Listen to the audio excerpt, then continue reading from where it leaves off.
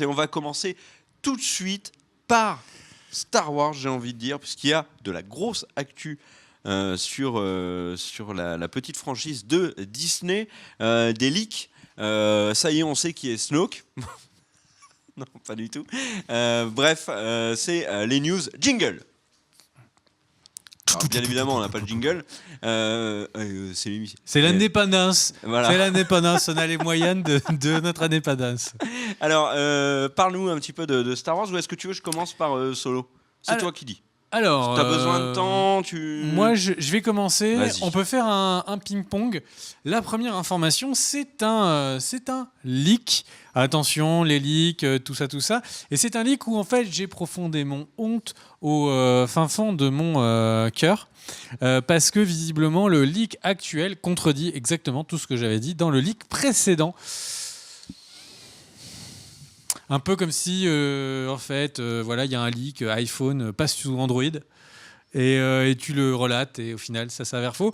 Donc, eh bien, c'est un peu le travail qu'on va faire. Donc, quel est ce leak sans plus tarder ? Il y a makingstarwars.net, donc qui est un site spécialisé donc dans le fait de relater des news.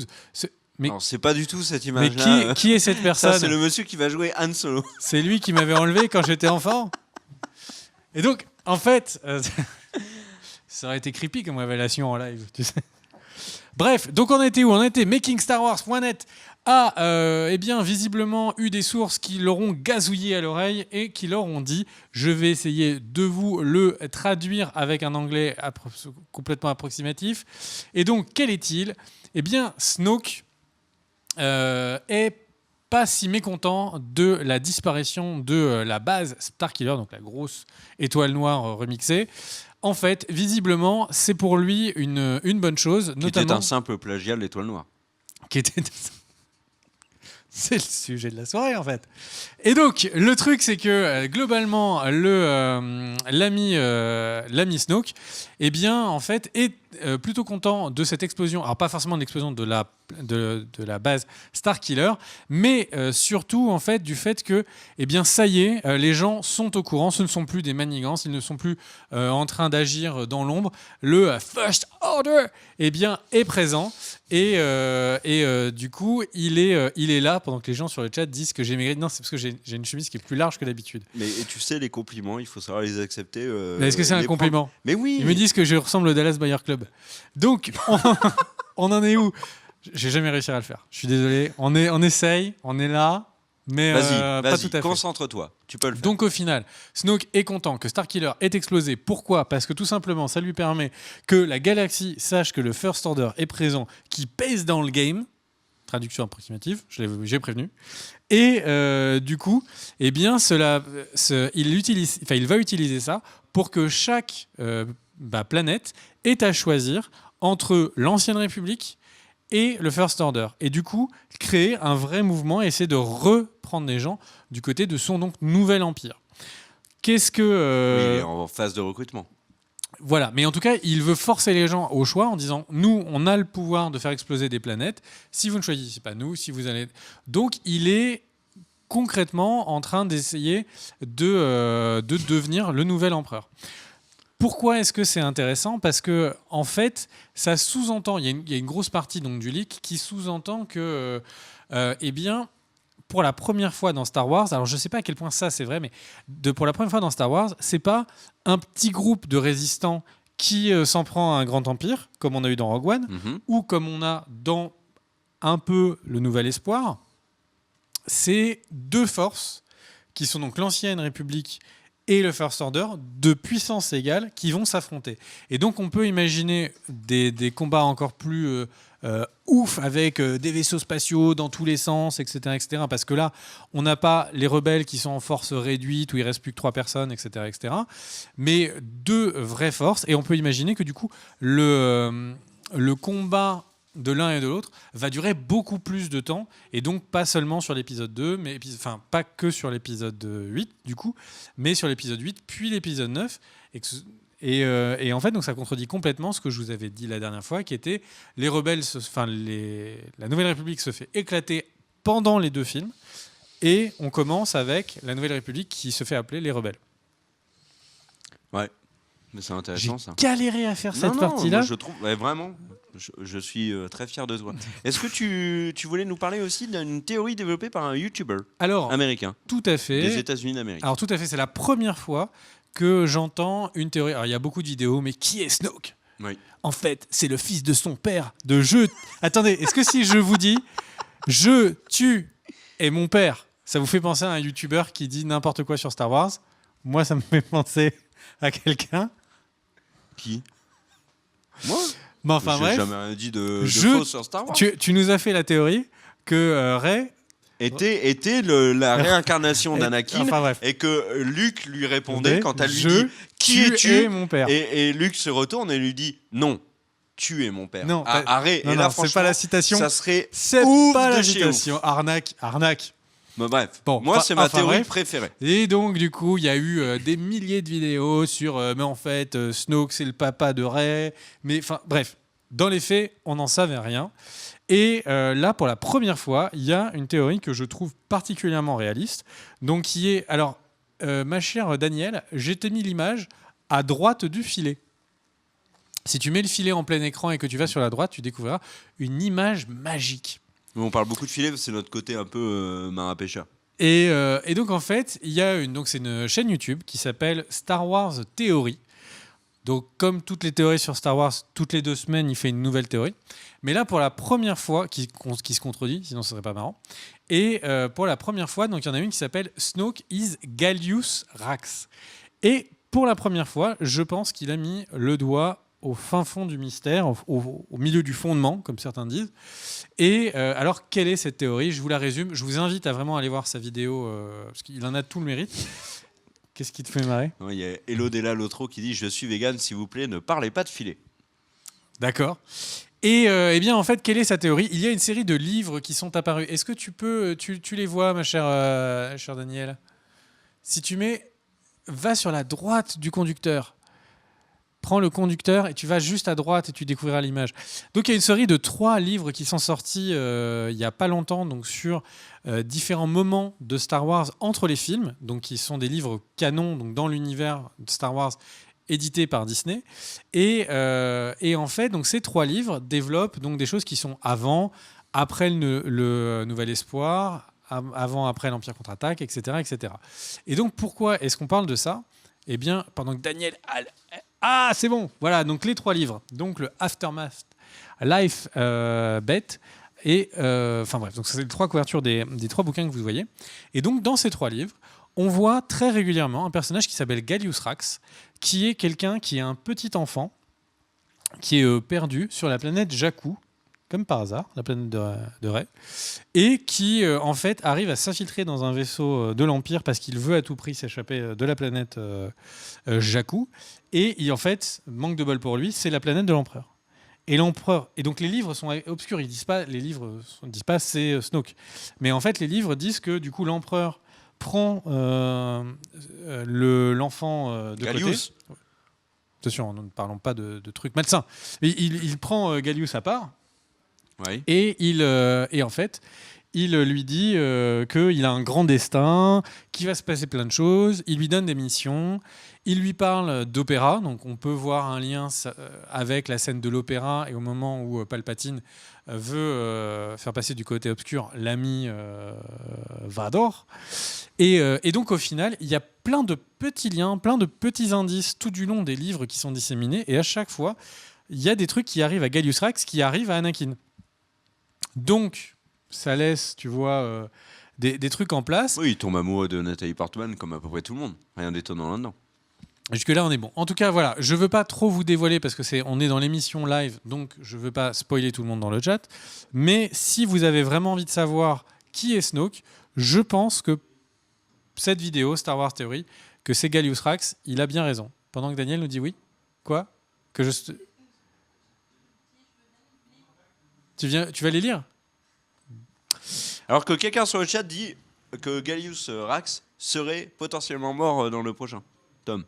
Donc ce qui est vraiment dynamiterait totalement sans aucune retenue cette théorie. Non, parce que visiblement, en fait, il a un gros accident qui expliquerait.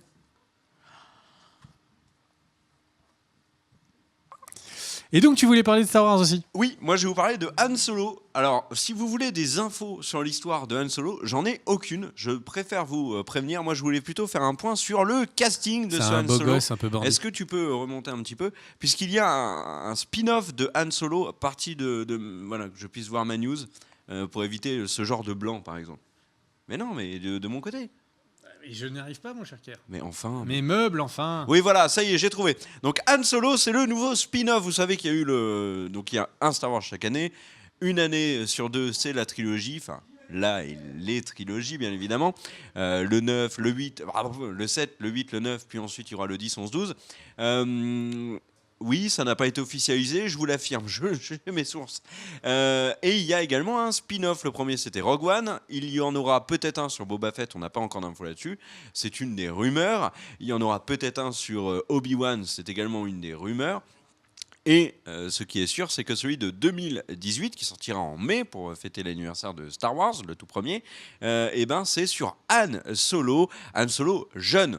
On devrait, dans l'histoire, ce qui est à peu près sûr, c'est qu'on va avoir sa rencontre avec Chewbacca, on va le voir avec Lando Calrissian, on va peut-être savoir quel est le bisbille entre lui et Jabba the Hutt. Mais moi, ce que je voulais faire avec vous, c'était un point sur le casting, parce que le casting de Han Solo est un petit peu dans la droite veine de casting récent qui consiste à prendre, je trouve, beaucoup d'acteurs très tendance pour leur donner des rôles parfois secondaires, mais qui vont marquer les esprits. Un exemple de casting tendance, incontestablement Kong Skull Island, qui est allé chercher Tom Hiddleston de The Night Manager et Loki, bien sûr, Brie Larson, Samuel L. Jackson. Ils sont allés chercher également Corey Hawkins, qui est le héros de 24 Legacy, et d'autres acteurs qui sont tendance. Bref, aide-moi, celui de 10 Cloverfield Lane, John Goodman, voilà. Bref, des acteurs tendance. Là, c'est un petit peu pareil. Predator fait exactement la même chose en prenant un acteur de Narcos, en prenant le petit garçon de Room, en prenant Olivia Munn, en prenant Evan Strahovski. Enfin, voilà. Des castings qui sont de qualité, et surtout des acteurs et des actrices qui sont bien vus actuellement à Hollywood pour différentes prestations dans différents films ou séries qui ont marqué les esprits. Et Han Solo fait la même chose puisqu'ils ont un casting très solide. C'est Aldan Ehrenreich qui jouera Han Solo. C'est le monsieur qu'on avait. Kerr est un beau gosse pour avoir bien prononcé ce nom. C'est le monsieur. Et pourtant, je me suis pas entraîné 3 heures devant devant le miroir de la salle de bain en pensant à la présidentielle. Alden Ehrenreich va jouer Han Solo. Il sera entouré de Donald Glover. Donald Glover, c'est qui? C'est un chanteur, c'est un rappeur, mais c'est aussi l'acteur de Community, l'acteur d'Atlanta. C'est un des acteurs les plus en vue, j'ai envie de dire, actuellement à Hollywood, qui rejoint également le casting du Roi Lion. On en avait parlé récemment, de l'adaptation live, puisqu'il va doubler Simba. On a également Emilia Clarke. Qui est Emilia Clarke? Emilia Clarke, vous allez la voir en photo. Emilia Clarke, c'est la demoiselle de Game of Thrones, bien évidemment. C'est Daenerys Targaryen, donc, qui va jouer dans le film Han Solo après sa sortie. C'est ça Khaleesi. Plus que contestable dans Terminator, le dernier en date. Il y a qui également? Et c'est là où vous allez voir qu'ils sont sacrément malins. Si mal. Tu vas voir à quel point ils sont sacrément malins du côté de chez Disney, puisqu'ils sont allés chercher une actrice qui est également très en vue. C'est Phoebe Waller-Bridge de Broadchurch et de la série récente Fleabag, qui est également une actrice très respectée actuellement, très tendance. Et puis, alors là, c'est le pompon. Dans les guests, ils sont allés chercher Woody Harrelson, dont la carrière a été complètement relancée avec le succès de True Detective. On a également Thandie Newton, qui est revenue en odeur de sainteté depuis la série Westworld, puisqu'elle joue dans la série Westworld. J'ai complètement zappé son nom dans Westworld. En tout cas, c'est la tenancière du bordel dans Westworld, qui a un rôle très... Maeve, voilà, c'est ça, dans Westworld. Donc voilà un nouveau nom, en tout cas un nouveau visage qui donne énormément de crédit à Han Solo. Et puis cette semaine, on a eu un acteur qui a rejoint le casting du film Han Solo, et ça me fait vachement plaisir puisqu'il s'agit de Michael Kenneth Williams. Vous ne savez peut-être pas qui est Michael Kenneth Williams. C'était Omar dans The Wire, qui est un immense acteur que l'on a pu voir notamment dans La Route, qu'on a pu voir aussi dans Up and Leonard, qui est une série dont il partage l'affiche avec James Purefoy de Rome et de The Following. Et on l'a vu cet été dans The Night Of, puisque c'est le monsieur qui est en prison et qui aide Riz Ahmed. Michael K. Williams, c'est un excellent acteur qui s'ajoute à un casting déjà bien chargé pour Han Solo. Le casting rassure, c'est incontestable. Bon, certains vont dire qu'Emilia Clarke n'y a pas sa place. Laissons-lui une chance et elle jouera. Alors il y a des rumeurs qui disent qu'elle va jouer une extraterrestre. Enfin, on verra. Toujours est-il que Ce ce serait marrant casting qu'elle joue un rassure. Wookie. On serait bien déçus. D'ailleurs, il y a un nouvel acteur qui joue Chewbacca également, mais j'ai pas son nom, je suis désolé, mais il est sur la photo où on voit tout le casting. Si Shaquille tu veux la montrer, ma chère Danielle, j'allais t'appeler. J'allais te dire ma chère Negan, parce que je viens de voir Negan sur le chat. Negan, réalisateur de imposes ta nos loi. vidéos. Voilà, donc donc on voit Donald Glover, on voit Emilia Clarke, Alden Ehrenreich, un monsieur qui est légèrement, qui lui s'est incrusté, on ne sait pas qui c'est.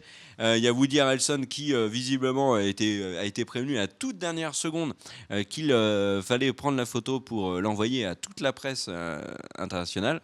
Donc voilà, ça c'est la photo de tournage pour annoncer le lancement du tournage de Han Solo. On n'a pas encore de bande-annonce, on n'a pas encore de vrai pitch du film, on n'a pas encore de vraies images également du film. Tout ça, pour ça, il faut attendre. Il est quand même un peu gêné, notre ami Glover, quand même. Il est pas à l'aise sur cette photo. Ouais. Là, Mais c'est le petit cousin de la famille, tu vois, à qui c'est les déchiens, tu vois, à qui ils ont obligé à prendre la photo. Ouais, c'est quand même un super acteur. Moi, je Mais oui, suis mais confiant je pour parle lui. de cette photo-là. Qui Oui, est là. oui. Moi, j'aime bien Emilia Clarke. Je suis désolé. Enfin, j'aime bien Emilia Clarke. Et voilà. Donc pour Han Solo, on aura des infos plus tard. Pourquoi plus tard? Parce que là, pour l'instant, pour Disney et Lucasfilm, bien évidemment, la priorité, c'est Star Wars épisode 8. La bande-annonce qui devrait arriver en avril. On aura davantage d'infos d'ici là. Et voilà, c'est tout. Mon cœur va rebattre devant le petit trailer de Star Wars. Eh ben, j'ai envie de dire, c'était les news. Du coup, est-ce que on passerait pas à une autre partie? On remercie les personnes qui nous regardent sur la chaîne YouTube. Ça fait plaisir. Let's go!